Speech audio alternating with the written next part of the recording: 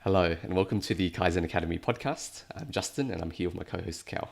Hello. Cal, I've been hurt on my face recently. Yeah, dude, that looks so painful. I winced when I saw you. Like, not in a bad way. It was just like Yeah. I empathized in that moment. I was like, oh, that must have hurt. So I just wanted to get it out of the way in case it was distracting for people.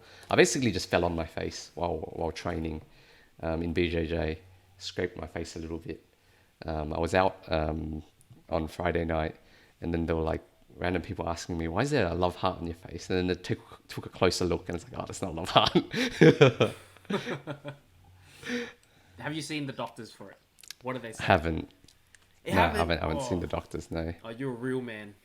Uh, Masculinity. lazy. Oh, yeah, true. You're not. I don't know. It's been feeling all right. Maybe I'm like setting myself up for disaster. I've been Maybe. putting like antiseptic on it and stuff, but we'll see. If it starts feeling painful, I might go see It, the doctor it actually. is on your face. Like, are you scared of it scarring as well? Because I feel like you might want professional advice in terms of how to minimize the scarring after. Oh, that's a good point. I haven't thought about it. It's on your face, you know. Yeah, that's true. Oh, you kind of look like a badass if it does scar though. To be honest, you're like, damn, Yeah, this I don't guy's know. been through some stuff. Yeah. It's like, oh, what happened to that? What happened with that scar? It's like, oh, I fell over. Oh, true. I just fell on my face. Sorry, Yeah.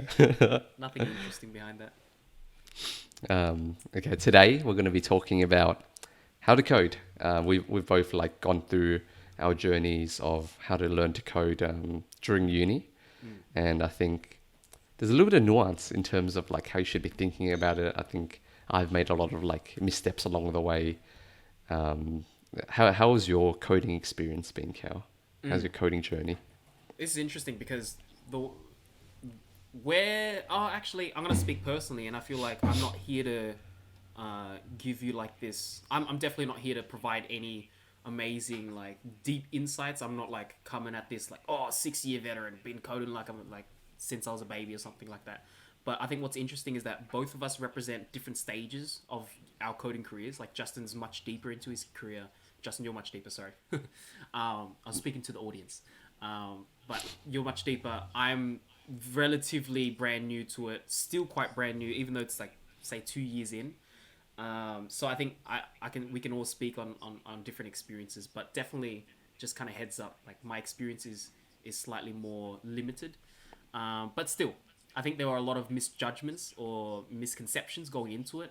A lot of things that I thought, a lot of preconceived ideas that I brought into coding, that I thought about coding, that when I look back, they all really stunted my growth. Like just these really stupid ideas that that I held on to, and some of those were just like insecurities. Like you'd go to uni, and I think the biggest friction for a lot of the people that enter comp sci, I hear this all the time, is just that yeah, I go into a class and the kids there, they're already like on assignment 5, and they've already done Python back in primary school, and this is my first time, and then you feel like you're on the back foot, right? And then there is this negative feedback loop, and you're like, stuff this, I hate this, man, like what am I doing? I'm never gonna be able to catch up.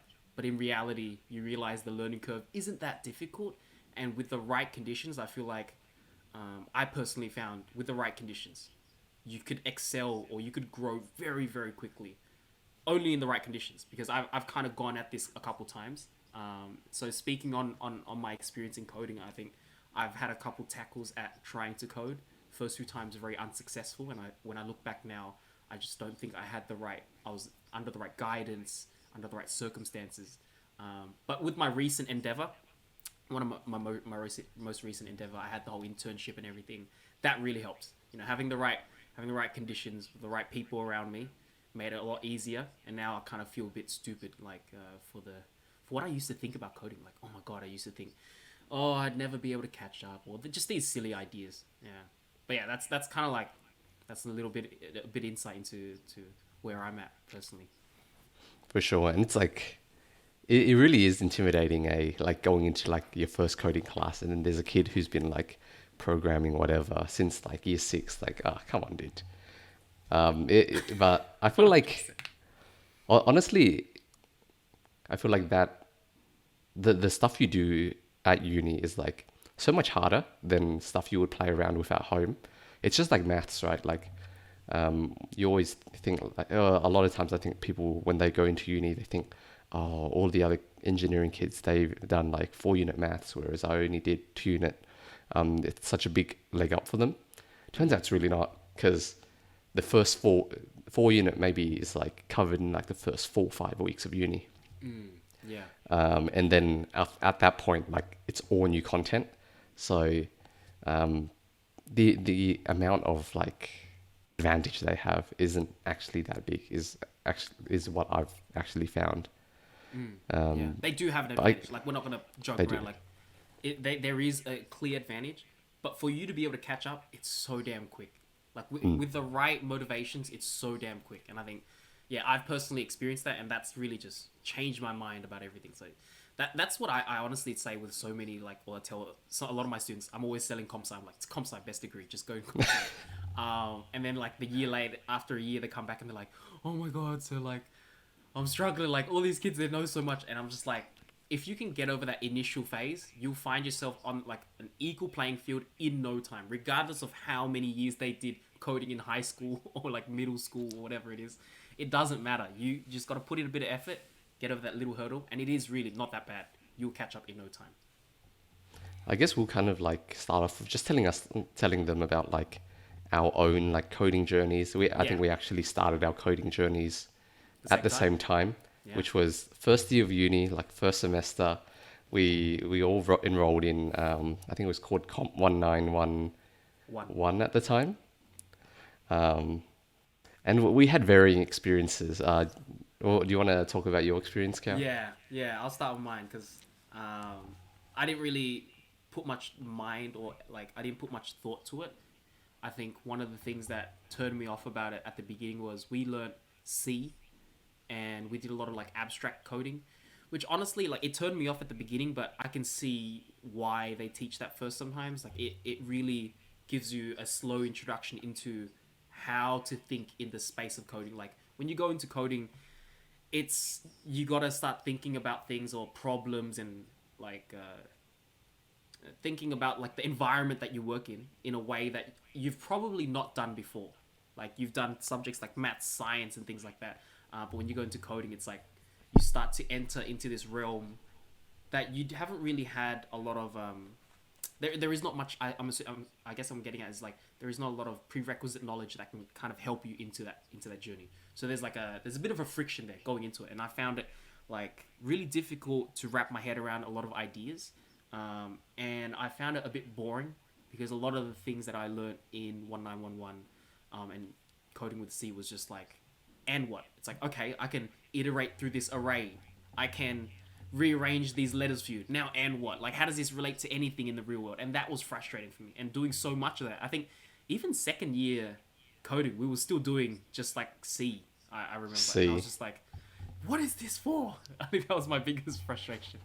And I guess this like really touches on like a big discussion, which is what is the first coding language you should learn. So for the viewers, if you don't know what C is, it's kind of like the granddaddy of like of coding languages. It's called what's called a low level language. So it's very fast, but at the same time, there's not too much you can do with it very easily. Like Cal was saying, you can like work on a terminal, you can like rearrange arrays and stuff, but like, so what? Whereas a high level language, it's very easy to do things like create a complete website or like create a game or something.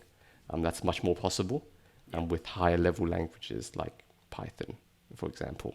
Yeah. Would you say though, Justin? Oh, sorry. Go ahead. I was just gonna ask, like, would you say? Oh, because we're on this topic. Like, would you say now looking back, it's more beneficial to start with C, or would it be more beneficial to start with Python, something more high level, low level? What's your take on it? Because I haven't really figured out anything so far. So my take on it, if like I know nothing else about the person, they just say, I want to learn to code, like not for a specific reason or anything, I would 100% tell them to learn JavaScript, not C. And I think it's because of like that exact same issue of like motivation. I think once you learn a language,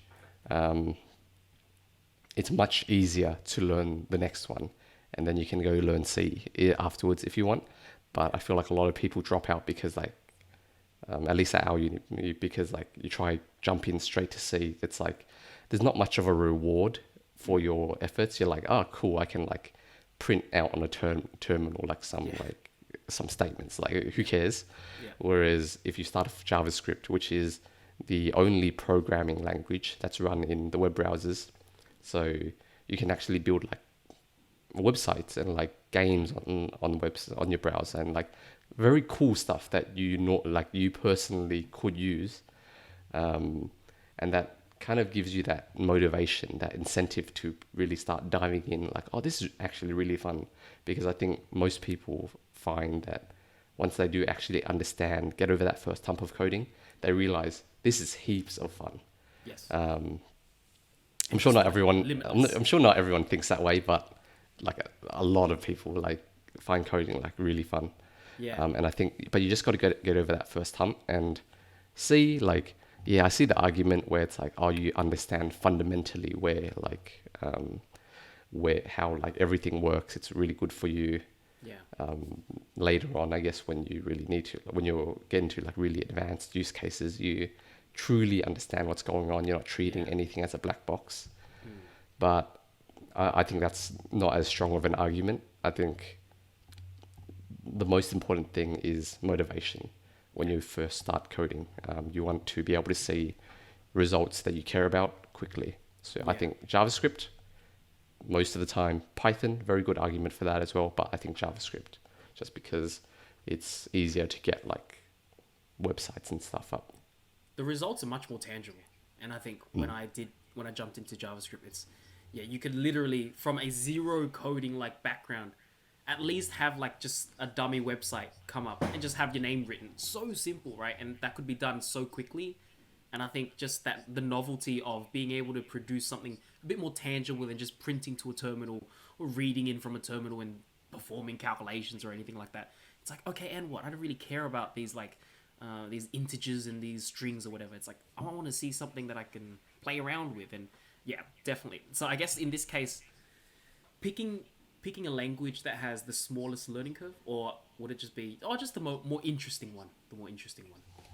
The most immediate results, I think, is what you want. So another example I think we hear about is kind of like when someone's learning to create websites for the first time. It's like, should I learn React or should I go first learn vanilla JavaScript? And I have the same take here. I think just learn React. Go do a React course. Follow that exactly. And yeah, you will have like a lot of missing gaps, but at the same time, you'll get up and running faster. Yeah. And I think you can fill in the gaps later. I think the biggest hump is definitely the first of like just becoming completely demotivated because you can't get anything going. Yeah. So in general, I think learn just like exactly what you need at the time. So if you're trying to build websites in like JavaScript and you want to use a framework, learn React straight away and then learn the JavaScript as you need to. Interesting. That's pretty much me. You've just pretty much described me. I know zero. I have so many missing gaps in actual JavaScript. I don't know how it works. In one of my interviews, they were asking me, they're like, oh, so you have a bit of experience in JavaScript. And he was just asking me technical questions. I was like, bro, I do not know. I've learnt this from the top down. I do not know any of the basics. Like he was saying really simple stuff too. He was just like asking about variables. And I was like, bro, I don't even know what you're talking about. Even though I spent like 6 months like doing web dev with like an actual company, I wouldn't be able to sit down and like answer multiple choice questions or answer technical questions like that. So I'm at the stage of needing to fill in the gaps. But yeah, you'd be surprised as to how easy it is to learn from the top down in coding, to just learn what you need as you go. And so like my experience with it, or the most recent experience I had was just learning from the top down, and it was just like I could pick up things, or naturally everyone around me as well, we all picked up things very quickly. And yeah, it's just the fact that you pick those things up a lot quicker, it makes the learning process less painful and a bit more enjoyable. And you need that, man. Like you can't jump, no one's gonna go into something and like diligently learn a language if it's gonna be painful and it's not even one bit fun. I think a lot of people who find success, they do have this like, oh yeah, this is fun, like this is awesome. I could do this. Like I feel so powerful to be able to just write up a web page or anything like that. You do need a bit of that motivation. Yeah. For sure. And that's not to say like, you don't need to go back down and properly learn the stuff that it's built on. Like if you do a lot of work on React, you should go back down and learn the JavaScript. But I think that's something that you do second. It's still something that you should do, because at a certain point you're going to start hitting like this I guess hill in terms of like, I don't know how the underlying code works, so I don't know how to solve this problem. That's when you need to like definitely like, okay, I'm going to go properly learn JavaScript. That's important. But I think the first thing is always looking after your motivation first and foremost of learning. That's fire. Yeah, serious. Motivation's so important. So I guess your first experience was Comp 1917. Yeah. How How did was that it go, for you? Carl? Oh, for me personally, I think like I mentioned, really abstract. I was so used to working with, or I teach physics and I love physics, and physics is a subject where you can visualize whatever you do, whatever you learn in physics. You should be able to visualize to some degree. Well, the physics that I work with, the year 12 physics and a bit of uni level physics. Obviously, you can go much deeper into physics, into a lot of concepts that you can't visualize, but like one of the things I enjoy about physics, and a lot of the subjects that I end up working like teaching or anything like that, I could visualize, right? And it wasn't like so abstract to me. I think going into computing, that was like another level of abstraction that I was not ready for, and it definitely threw me off. Like just working with bits and working with data and like being able to store data here. It's like, oh, make sure you store, or make sure you set some space for the data and the stack and this and that. And I was like, oh my lord. I didn't know how to visualize it in my mind, and that was scary. That was scary for me. So yeah, it was very rough. I'm not gonna lie. The first introduction to coding was hard. And then I guess what was like the next step of your journey? So the next step was just the immediate reaction to this was just I was so scared and so afraid of coding that I would then tailor out the next 3 or 4 years of my uni degree to make sure that I would avoid every single coding elective.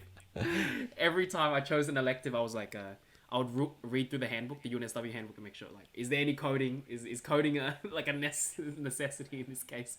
That was literally the next 3 or 4 years, right up until my final year. So for a good 3 or 4 years, I did not touch it again, and I feel like an absolute idiot just because I was so scared of it in the beginning, and I felt like I was already in the back foot, and no way can I do well. Everyone knows so much already. It's just so dumb. All these really dumb preconceived ideas that I brought into it. So silly. And so into my thesis, I guess. Right up to my thesis, I did zero coding. And so when I had to choose what thesis I would go for, I thought maybe it was time to dust off the old coding abilities and try to go for a thesis where I could learn about coding. I think in the final years, I started to surround myself with the right people, and I started to realize how important coding was and how important it was towards my employability as well. And so I was like, you know what? I'm never going to learn coding by myself. I'm never going to sit down and actually take on these things by myself. That's quite difficult, right? Talk about motivation just now. So why don't I force myself into it? So I picked a thesis, an undergraduate thesis that would force me to learn coding. Like literally, I would not have been able to survive the thesis if I did not learn how to code. So I kind of threw myself in the deep end. And very much so, when you have a purpose and when you have a motivation, when you have a reason to code, you realize how much faster you can learn with the proper guidance. And so when I started my thesis, I consulted you, Justin, and the other comp sci boys, and I learned by myself Python, and that was kind of like the gateway into coding. And then I got my software engineering internship, and they taught me all about JavaScript. And it's not been all like roses and daisies or whatever. It's been difficult at times, but so much easier than what I imagined it to be. So much easier than what I imagined it to be. And that's kind of how I look back onto my coding career. 100%. And now, well, how many languages do you know now? Do you still remember C? No, I'll say it still. Yeah. It's still my resume, but Familiar, but not yeah, proficient. familiar. Yeah, so definitely only Python and React right now. But I'm slowly trying to learn vanilla JavaScript properly, just so I have a bit more of a foundation as I move forward. Because I do feel like I'm getting to that point that you mentioned, that little hill where more sophisticated problems cannot just be solved like through like this brute force of just trying to learn from the top down. It's like, okay, Yeah. okay, I need to start learning. And like, I would look to my senior engineers and I was like, man, how do you know that? Like, how did you figure that out? How did you figure this out? And it's like, no, they have that knowledge that allows them to make these decisions and figure these things out. They have the foundational knowledge. That's what you lack, Cal. And that's kind of that's where I'm at right now. Like, I got to go back to the books. I'm praying because my sister's doing comp sci degree. I'm praying that when she goes through like a JavaScript subject, I'll just tag along. I'll be like, give me your subject, give me these books, or give me these assignments. Study together. Yeah, I'll do it together. That's my goal. And then hopefully I'll be up to speed soon. And hopefully someone hires me. All right. That's enough for me. What about you, Justin? So my coding journey was very much started off the same as you, Cal. We did Comp 1917, and then I actually had like a lot of fun with it. But I think I've told this story before. At the end, during my final exam, Right, yep. I decided to stay up super late the night before to like study for it. And then I was too fried the day of, and then like I just sat at the computer and I was like, just couldn't think. And then I left like a couple questions blank. Yep. And then I didn't do like that well in the course. I think I ended up getting a credit, whereas I feel like I could have gotten like distinction at least if I just didn't deep fry myself that day. So I think that really soured my experiences with coding, kind of shot my trajectory in the direction of like, man, I hate coding. Never doing this again. And it wasn't until like maybe a year or two later where we were still doing electrical engineering at that point, and then I started having to. We were doing very low level coding. It was like literally like logic gates. It was even below that. It was like remember like K-maps and stuff. Oh, like yeah. The people say like machine code's the lowest. Now you can go one step lower. I just realized. How are those like bits actually stored on on the circuit board? Triggered right now, right? I hate that And it's subject. like it's really cool. You have like all these like logic gates, and then they actually combine together to be able to hold like bits or be able to add bits and stuff. And then we had to do all these K maps and stuff. So like it's like, okay, this is like basically like the lowest level you can even go in terms of. It's not even coding at that point. It's like electrical engineering. Yeah. But then the subject after that was building on top of it. Like, okay, now that we have like all these little bits that we can store on a computer, how do we start computing with it? And then we were doing like assembly code. Yeah. And then after that, it was like, oh, I'm actually like really liking this stuff. So You killed it. You killed that subject. I literally got like a 52 in that subject, and Justin got like what, distinction? Yeah, I think I Easy. got distinctions for those. Yeah. Yeah, that was when our paths diverged. I was like, oh, Yeah, no, it was. Justin, don't leave me. It was like, sorry, Cal, I'm transferring out. Yeah. I'm going to comp sci. And then that's really when like I started to do a lot more coding. I started doing a lot of self-learning, which I think is really good if you're able to do it. Like Cal was saying, like self-learning takes so much more motivation. You get so much less done compared to if you're forced to do it. At least in my experience, like if you have to do something for uni, like if you're just doing a subject on, I don't know, like web development, you learn so much in a short period of time. Whereas if I had to try force myself to do projects and like self-learn through Udemy courses, maybe it would take me a year as opposed to just half a year at uni. But yeah, started learning. I think Python was the second language, or the third language. Sorry, it went C, assembly, then Python, and then after that, started branching off. Like, because after a certain point, coding languages become like easier and easier to learn. Like once you know one language, the way I've kind of always thought of it was the next language is half as hard to learn. the one is like half as hard, the one after that is half as hard to learn. This varies depending on how different the languages are. But after a while, like picking up a new language is really more of like, oh, okay, so that's what the equivalent of this in this language is that. So I'll just replace it with that. Okay, the grammar is a little bit different, the syntax is a little bit different. But it becomes like quite easy to pick up, and you just pick it up on the fly at a certain point. So that's one thing. I think that's another motivation thing. It's your first language is going to be like so much harder than everything else. So that's why start off with an easy language, right? Don't start off with C. Don't start off with C++. Yeah. I know people like would disagree with me on this one. Like a lot of people would be like, no, learning C is so good for your first language. Definitely. And I would agree, learning C is very important. It's very useful. Not for your first language. Not for your first language. It's too painful. Do it once you've got a bit more confidence in your coding skills. So yeah. Sorry? No, like you're so right. Like it's really the pain. The pain. You need to make sure that you can tolerate the learning process. You know, give yourself a fighting chance. Pick a really fun and easy language.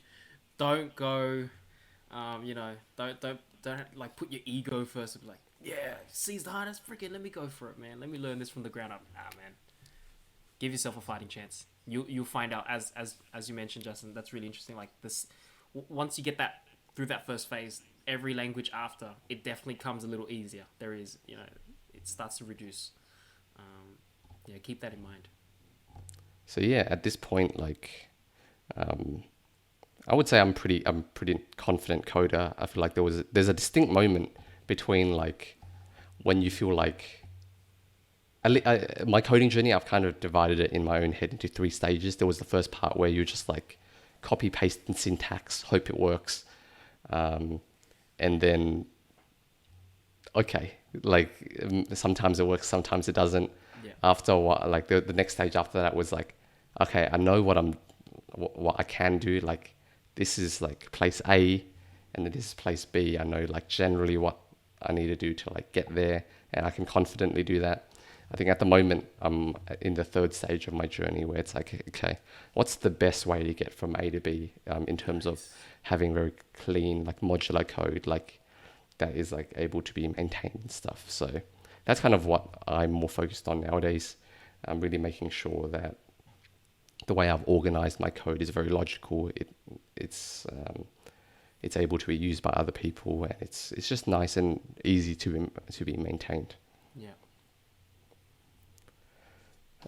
So I guess I think one thing that I want to talk about first was like, what are some good like resources that you can use to self-learn coding? Because a lot of the times people don't have the luxury, I guess, of going to uni and learning it. But I will say, if you $1,000 courses, kind of pricey. But if you do have the chance, uni is a really good place to learn it, honestly. Like you have one, like we were saying just then, your tutors and your lecturers really force you to do the work. They've laid out everything neatly for you. They make projects for you to do, all of the labs that you have to do like every week.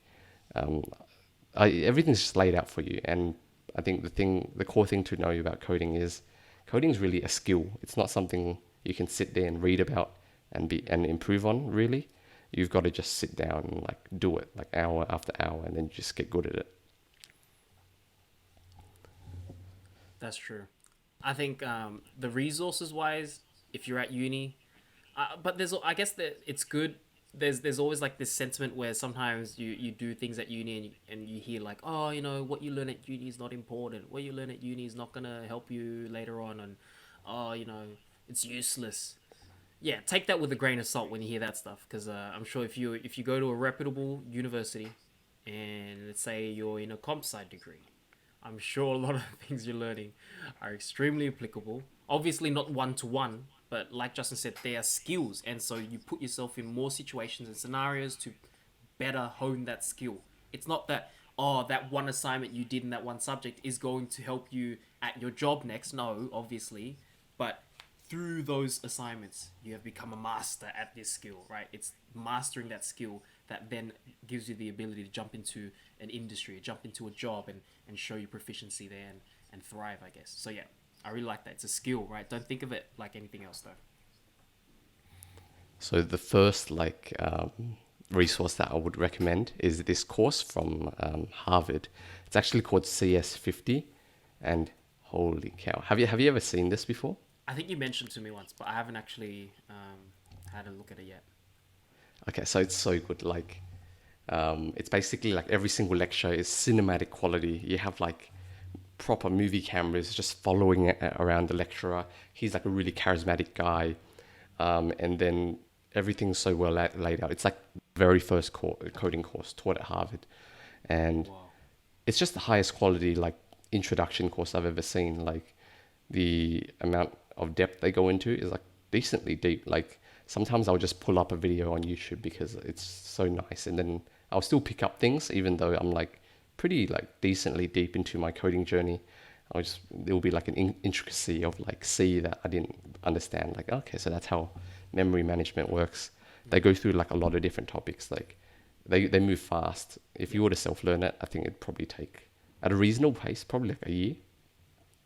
Wow. Whereas these Harvard kids, they're just smart. They get to it in like Yeah. very quickly. But like every 2 weeks, it's like, okay, first week we're doing C, and then we're doing Python, and then we're doing like web development next. So it gives you a very like broad, but not too deep, but a very broad idea of the world of coding, I guess. Yeah. So first and foremost, I would recommend that as a resource. I think if you're starting to learn to code, if you just do the exercises and stuff, I think you'll be like have a rock solid foundation. But even if you're a more advanced coder, just pull up some of the videos from CS50, and it's just like really entertaining to watch. It's like one of the few lectures that I genuinely just sit there and be like, oh, damn, I love this. It's like so entertaining. Wow. That's that Harvard quality, man. The Ivy League quality. My gosh. Fire. I guess what were some resources that you used to learn coding, Cal? Oh yeah, so in this case, when I had to self-learn for my undergraduate thesis, I used the Udemy courses. So a Udemy course that was, I don't know, like resources wise, whenever I think about resources and what we talk about this, I feel like having friends is like by far the most valuable resource I've had through this journey, and I cannot thank those around me enough. But yeah, you know, like Justin and a lot of my friends who are in comp sci, they pointed me to some really good tested Udemy courses. And I think if you find those courses, there's a lot of riffraff on Udemy. I gotta admit, there are some like seriously garbage courses out there. But if someone knows about a good course, or if your friends have already done it and they've already tested it out for you, yeah, there are some seriously valuable ones on there as well, some serious gems. And I learned a lot of my Python for what is it, data science. Yeah, that's a good I learned course. that was my reintroduction, my rebirth into coding. And honestly, I came out swinging, man. After that Like a course, phoenix, dude. I was a gun, bro. Like, dude, I was my undergraduate thesis, fire, bro. Not really. My professor would say otherwise, but still, I thought it was pretty fire. I was like, damn. In like, honestly, within weeks, I managed to go from, because if you guys remember, I said I went on like a 3-year hiatus of just avoiding every single coding subject possible and just absolutely flunking any compulsory coding subject that I had to do. And then when I came back, I knew nothing. But then going to Python for the first time, Python being so much more high level than assembly, than C. And it was just so much more fun for once. And I was like, oh my God, I can actually tolerate this pain. And it was actually enjoyable, like manipulating data and looking at trends. I was really like infatuated by the data science career path, honestly, in the first few months. But yeah, I learned so much. That course was amazing. We'll link it below. No, I don't know if we can link it below, but yeah, I'll link it below. There are some seriously good Udemy courses out there that will get you quite far. And honestly, even when I started my intern, I remember I asked Justin, I asked you guys again, my comp sci friends again, for another Udemy course that would help me get started in React and web development, and that really helped jumpstart me into into that internship, and that helped me, I guess, stay afloat in the first few weeks as I was learning so many new things. It was good to have done like this little online course like 2 weeks before. So at least I was familiar with some of the jargon, some of the terminology that they were throwing my way. But yeah, Udemy personally has been a seriously solid source for me. I know there are so many amazing, like other amazing free resources as well. Like I remember, no, I strong. I'm going to jump in real quick go for it. because this is like a hot take that Yeah. I've got. A lot of times, whenever like you go online, I guess, and then you look on Reddit, like, oh, I want to learn how to do like React, or like I want to learn Python for like data science. Like, what's the best way to learn? You'll get a lot of these like elitists that come out of the woods, and they're like, nah, you don't have to pay for anything. You go look at this niche YouTube channel, and just go read the docs. Why do you need a tutorial? Just read the pandas docs and figure it out. Yeah. Noob. And like, oh my goodness, this guy's a beginner. Like, leave him alone. Udemy is like, you pay like $15. Oh, by the way, never pay full price for Udemy. They always have like, it's kind of scummy what they do. They always have like courses listed as 215 and it's like 90% off, and then it ends up being $15. Nah, that's the real price. $15 is the real price. Yeah. You just got to clear your cookies, and then they'll give you the real price. And share the account. No, that's illegal. We don't do that. Oh yeah. I was joking. That was a joke. That was clearly satire. Yeah. But I love what you said though, Justin. Like, I think one of the other hurdles, and this is why when you asked me about resources, I didn't really want to like, because honestly, yeah, resources that I've used the Udemy courses and stuff like that. But I think one of the biggest hurdles of going into comp sci is that this line of work is filled with an unbelievable amount, so many elitists that will absolutely kick you to the curb if you need help. It's like, bro, can you help me out, please? If you ever go on Stack Overflow and read a couple comments, you will understand. If you've ever had trouble with a homework assignment and you try to like Google that homework assignment and you read the comments, it's like, this guy's an idiot. Just read the damn document. Read the documentation and you'll figure it out. And it's like, oh my God, these people are savages, man. And so that's what I meant when I said my friends have been by far the most important resource for me. I've been so blessed that I haven't had the experience of going onto a public forum and asking for help and then getting absolutely seriously stomped in the head. Like, they look down on you and they're so damn condescending sometimes. Like literally, are you an infant? Like, do you not understand what's going on? It's like, yeah, I don't understand. That's why I'm asking. But like, they are so condescending, and I've been so blessed. Anytime I've had an issue, we have a nice group chat. I can just ask and draw from the many brains in that group chat, of the many comp sci brains in that group chat. And it's always been so much more helpful than trying to Google through some things. So yeah, that's the other thing, man. One of the biggest hurdles, or one of the biggest frictions when going into comp sci, these damn elitists. Don't let them get to you. They will say some crazy stuff. Who cares? They've got like legit an IQ of 200. Doesn't mean everyone can read the documentation of a library and then immediately know how to apply it. Like, who are these guys talking about? Like, drives me crazy. I was legit cracking up when you were talking about that guy. Don't go on Reddit. Like, don't ask those things, man. It'll drive you crazy. You'll feel so inferior. 100%. Like, a lot of times, especially when you're like first like learning, right? Like, maybe once you're more advanced, it's like, okay, you don't need to be handheld. You can read the docs and then like, okay, I generally know what's going on. But when you first start, you really want someone to like baby you. Like, you want someone like on these Udemy courses, they'll literally run you through, okay, this is how you install your IDE. This is how you install all the software that you need. And then we're going to go through this step by step. We're going to do this small project first, then we're going to build on what we learned with this project. If you have any questions, ask me, right? My inbox is always open. And that's like, it's so good. Like, you're learning so much. Like, the amount of knowledge you're getting is worth way more than the $15 you're paying. I don't understand. Like, a lot of times people will have this, I don't know, just this like stance of, I never pay for like anything. Like, no, you're really like improving your like employability, your like ability to like get more income by like picking up these skills, right? Why not pay like $15 It's not to a like scam. really learn? That's the thing. It's not a scam. It's not a scam. It might sound like it, I guess. Sometimes like you hear it so often, some people are like, oh, learn this skill and make an extra $20,000. Okay, let's not think about it like that, right? But learn, like we're trying to approach it in a holistic manner. You're trying to better yourself. You're trying to build skills, and you can't really learn something, or not many things out there in life are just free, just for everyone. If it's free for everyone, then it wouldn't really be that valuable, right? So yeah, there is a bit of a barrier, but $15, my God, compare that to a university degree or university subject. I'm paying $1,000. Are you joking me? Sometimes I find coming out of some of these subjects I learn at uni, I do not learn half as much as some of these Udemy courses that I've done. And these Udemy courses, man, they cost money because these people put time and effort. I remember the one that you showed me, Justin.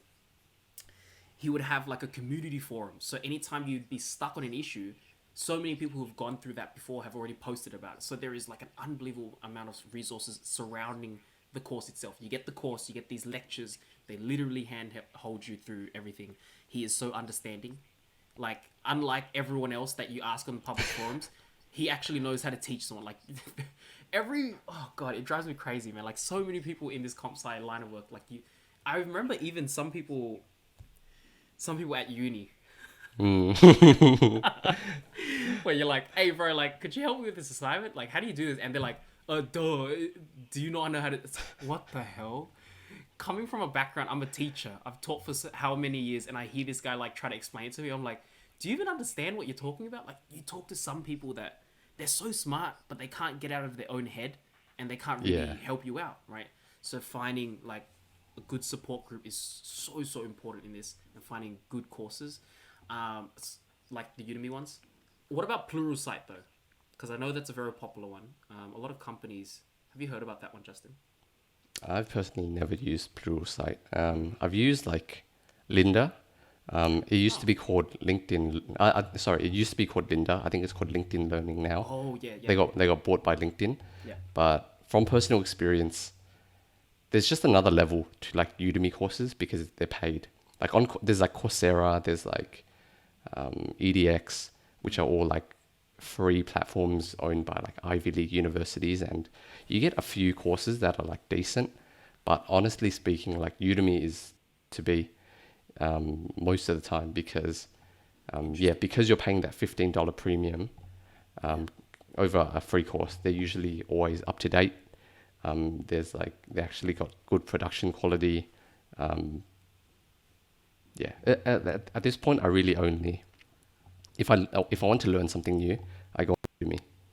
Interesting. Because there's just another level of quality to it.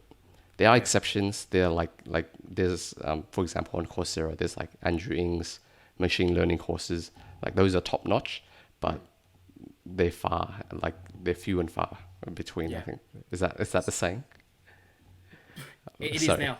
It is now. But like I think what I'm getting the vibe that I'm getting is just that even doing the research into filtering out what is a good course, what is a bad course, right? When you start to pay for your courses, I think you have to filter out less riffraff.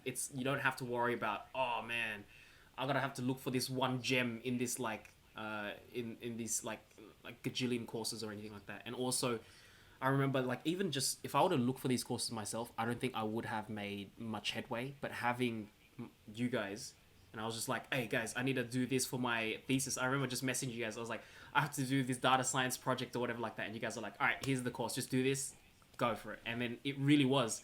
I did that course and just went for it, and it was seriously so quick and easy. So yeah, having people or like having friends who have say done it, or friends deeper in their careers have always been so helpful for me, and honestly saved my life so many times.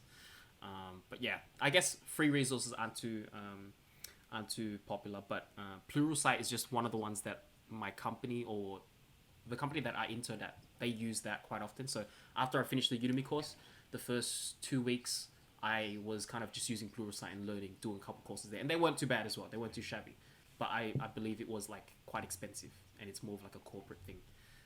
Okay, yeah. Like the company only had one account that they had to share, kind of thing. So it seemed like it was expensive. Okay.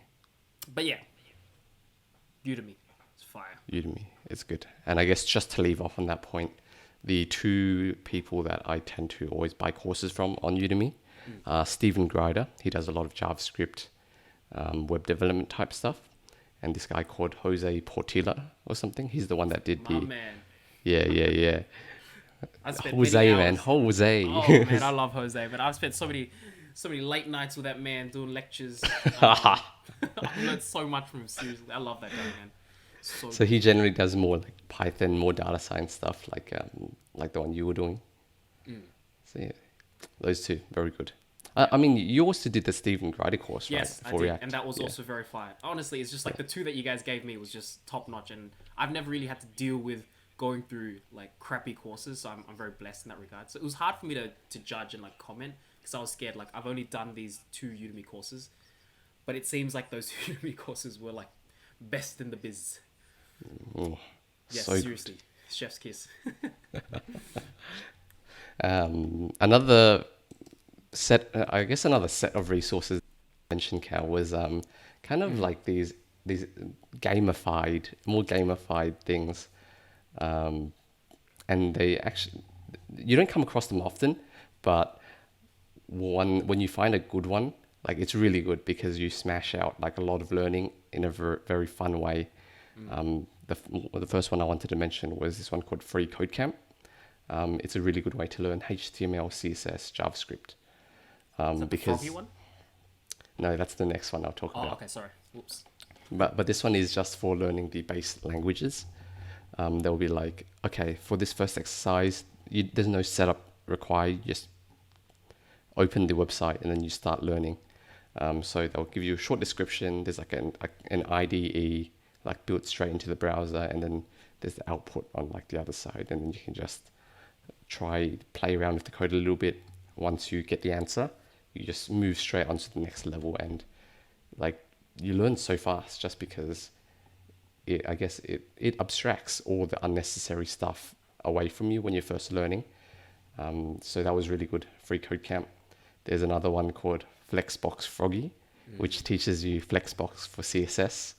That one's really fun. And then there's Grid Garden, which is very similar to Flexbox Froggy, but for CSS grids. Yeah, I have all those bookmarked. I haven't actually had a chance to come around to them, but I just want to comment on like gamifying. Seriously underrated. I honestly thought is such a meme. Like, oh, why do I need to be like? Why do you need to gamify I'm not this? a toddler. Yeah, seriously. Like that was me at Salesforce. They had their own internal. I think I mentioned this to you, but like they had their own internal Udemy platform, I guess, to learn Salesforce, and it was so gamified. But after a while, you're like, yeah, I can see why it's gamified because I don't want to read through documents. Like no one has the nerve. Like what are you, a psychopath? Like I'm not reading pages on pages. Like just learning about features. But through a game though, I will. I did learn quite a lot just because it was much more gamified. And now coming back to something that isn't gamified and isn't as like well produced, I can feel the difference. You know. So yeah, don't undermine that. I guess that element of those courses, just because they seem like for kids or whatever. They're really powerful. Super. Gamification's so good, eh? When done right. When done right. When done poorly, it can be kind of cringe, to be honest. It is, yeah. Cringe is like the best way to describe it. It is. Would that pretty much be all the resources then, Justin? Anything else? I think that's all of the resources that I've personally used on my learning journey, and I think that covers like 90% of use cases. Yeah. I will say though, as a quick point, really like when you're starting up a new project, I guess, or when you want to do something, right? Whether you want to be, I don't know, Michael Reeves, I guess, on YouTube. Have you seen him before, Cal?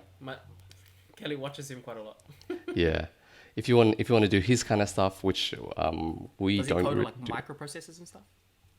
He does a lot of like robotics, so that's like Yeah. low level stuff. So that would be like that would be an example of when you would want to use C or like C++.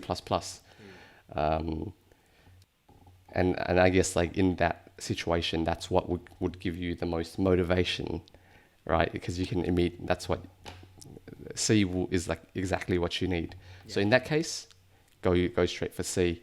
I think the thing that we were trying to just get across is when you first learn to code, you really want results as fast as possible just to keep that motivation up. So whatever your project is, let's say it's machine learning, you want to learn about machine learning, really like just dig into like what are the best resources to learn it for a little bit. Maybe spend like, I don't know, a couple hours, maybe like 4 hours, just doing a quick cursory like overview of what potential courses are out there, what people generally say are the best places to start, and jump in.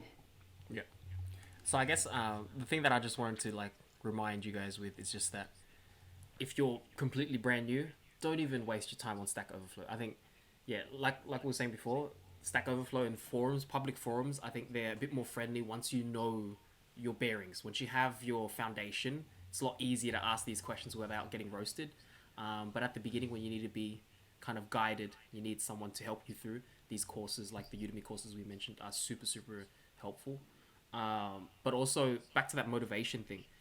I think for personally though, the motivation comes from a purpose. So, like I mentioned, I threw myself into an undergraduate thesis that had clear deadlines of what I needed to do, what I needed to get done, and so learning and kind of like putting myself in that environment, it made it so much easier to learn. And I think a lot of people might have like will hear this all the time, like, oh, you know, learning at uni is like lame, but when you get on a job, oh, you're gonna learn so much. Yeah, because when you're at a job, you have a very clear purpose of what you need to do, and that is true. When I started my internship, I learned JavaScript so quickly, or I learned React very, very quickly, just because we needed to push out features by the end of the week or by in 2 weeks or something like that. We needed to meet, these deadlines and whatever. Like, there was a lot on the line, I guess, and you learn a lot in that type of environment. So, I think try to avoid if you're just like, oh, I just want to learn coding.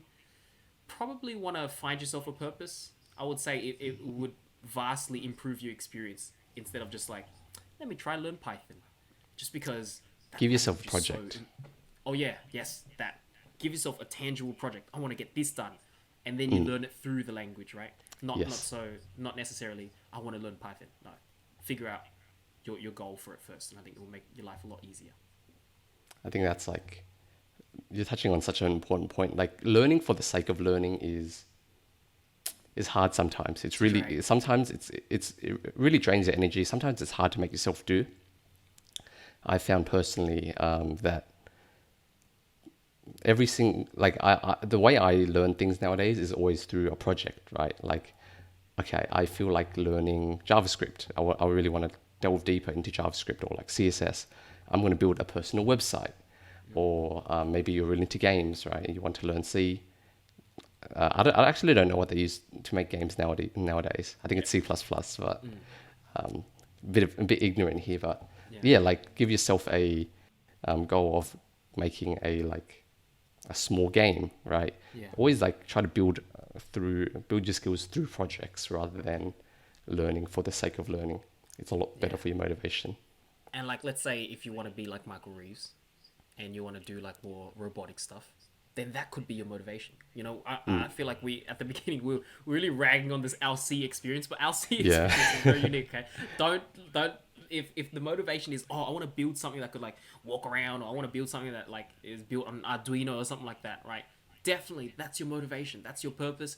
Go for it, right? Then you will be learning C. But find that purpose, find that goal, and then just learn it. It's like focus on the project. Don't focus on learning the skill. The skill comes as you're trying to try to develop the process, the project, right? And it comes so much easier. It makes the pain like it's not painful. It's not a drag. It doesn't drain you because you're not really focused on it. It just comes. It almost feels like it comes naturally, right?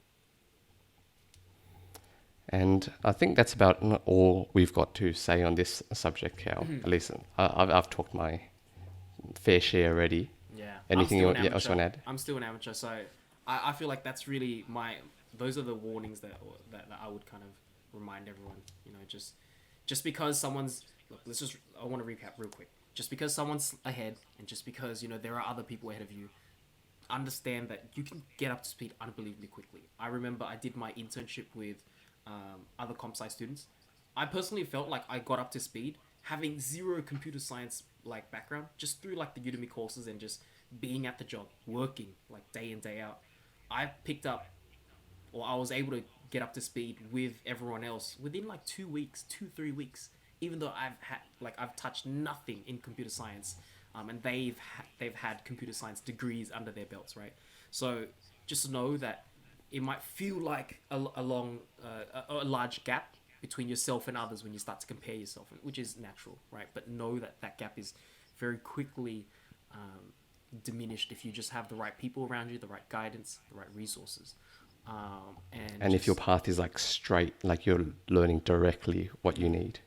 Exactly. If you know what you want to do, you'll get things done really quickly. And there are a lot of elitists to maneuver yourself around. So don't be afraid, right? Just One, don't listen to them. Two, don't become them later on. Oh, true. They're all haters. Okay, they're all Yeah. haters. You know, everyone's got their own pace. Just freaking ignore them. You'll be there sometime, right? Just don't worry about those elitists. There are a lot of them though. But that's basically all I gotta say. Agreed, 100%. All right, let's do our song recommendations. I'll do mine first, Cal. Yeah. It's Gone by Rosé. Oh my goodness. She dropped a new album. I love Rosé so much. We're actually just gonna recommend her whole album. I'm just gonna recommend the other song on her album. So it's just gonna be Rosé. Stream Rosé's music, please. So other song. Oh, what was her other song, Cal? On the Ground, which is the title track. The title track for this. Oh man. So we were talking about this. I was telling Cal, Gone is like, I love this song so much. On the Ground, I wasn't it quite as much, but you were kind of like talking about like the meaning of underground, and I think that was really selling me. Do you mind recapping it here? Yeah. I've said this so many times. I've tried to convince Kelly as well, because Kelly was not a big fan of the first song as well. And I was like, wait, but the meaning. And I think, personally, I really vibe with the meaning, right?